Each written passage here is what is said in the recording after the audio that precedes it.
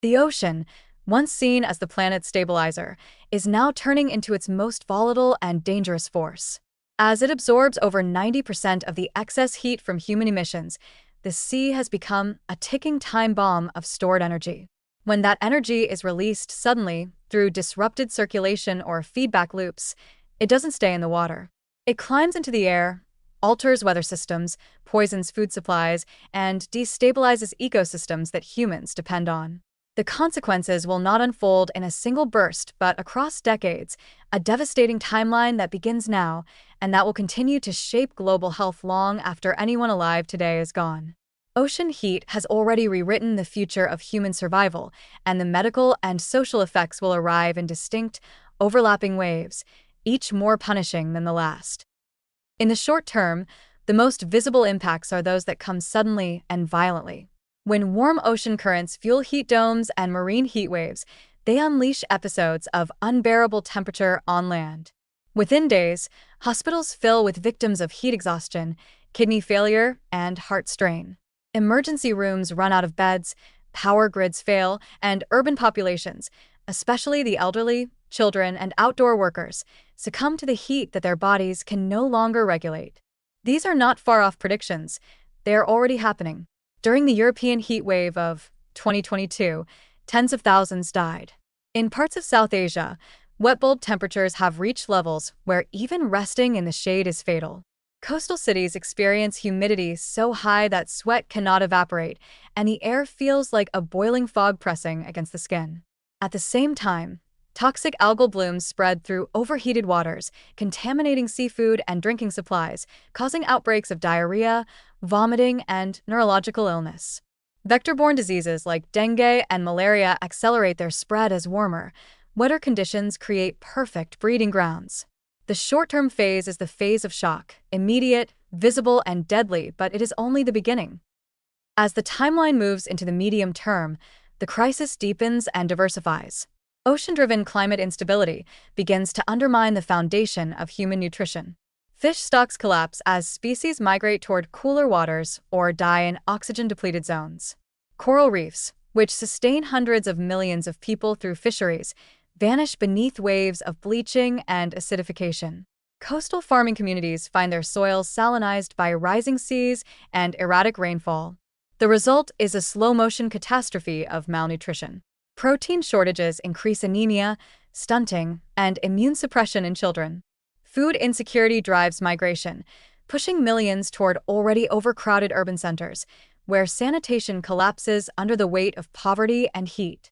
Diseases once contained by geography spread freely: cholera, leptospirosis, malaria, and even novel pathogens emerging from thawing permafrost or disturbed marine ecosystems. Mental health erodes alongside physical health. The constant stress of climate volatility, losing homes to floods, enduring repeated crop failures, watching fish disappear, builds a new kind of trauma known as eco-anxiety or climate grief. Communities that once found identity and purpose in their environment face despair, alcoholism, and suicide. Health systems, already struggling to handle heat-related illness, must now contend with chronic psychological collapse. The world enters a phase where the very idea of public health becomes fractured, reactive, and insufficient. Governments will spend more on emergency response and rebuilding than on prevention or long-term care. Insurance systems begin to crumble under the financial strain, and hospitals in coastal regions will find themselves treating more climate victims than conventional patients. The medium-term phase, lasting from the next decade to mid-century, is one of social exhaustion, a period when humanity will begin to feel the cumulative weight of its neglect. Then comes the long term, the point at which the ocean, once humanity's buffer, becomes its oppressor. By mid to late century, the stored heat in the sea will have altered global circulation patterns so severely that weather systems may enter self-reinforcing extremes. Supercharged storms will strike coasts more frequently and with greater intensity, wiping out medical infrastructure faster than it can be rebuilt. Persistent marine heat waves will disrupt oxygen levels, killing plankton that form the base of the food web and triggering cascading collapses in ocean ecosystems. Entire regional fisheries will vanish, taking economies and food systems with them. The health consequences will not come as sudden epidemics, but as a slow attrition, malnutrition turning into chronic disease, dehydration into permanent kidney injury, air pollution into irreversible lung scarring. In this phase, human migration will explode. Coastal populations, driven inland by unlivable heat and contaminated water, will become climate refugees. Overcrowding, resource competition, and sanitation breakdowns will lead to epidemics of tuberculosis, gastrointestinal infections, and respiratory disease. Nations will struggle to manage mass displacement, and public health systems will fracture under the combined weight of poverty, hunger, and violence. Wars over water and arable land will no longer be hypothetical, they will be a predictable extension of climate-driven scarcity. Doctors will treat more wounds from conflict and famine than from conventional disease.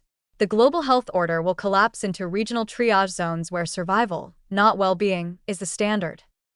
But the most insidious long-term impact will be physiological and intergenerational.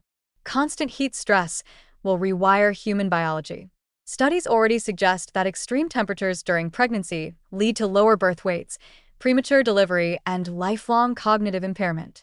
Children raised in hot, food-insecure environments will grow up shorter, weaker, and more prone to disease. The human genome itself may begin to adapt, but slowly, far too slowly to keep pace with the speed of climate disruption. The ocean's warmth, once a protective cradle of evolution, will become a force of regression, stripping resilience from future generations. The negative trajectory does not stop there. As the ocean releases methane hydrates from its warming seabed, it will amplify global temperatures even further, triggering a runaway feedback loop that no amount of emission cuts can reverse. This will push humanity into conditions beyond the range of medical intervention. Public health as a discipline may cease to function in its current form. Its assumptions of stability, infrastructure, and resource distribution will no longer hold.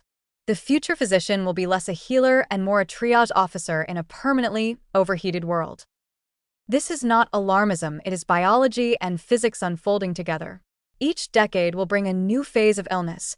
First the heat stroke and dehydration of today, then the starvation, infection, and displacement of tomorrow, and finally the collapse of human physiology itself.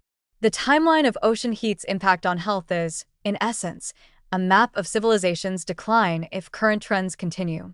The sea is no longer our shield. It is a mirror reflecting the fever of the world we have built. The only remaining question is whether humanity will act before that fever breaks us entirely, or whether doctors of the future will look back on this era and call it what it truly is, the beginning of the long-dying heat.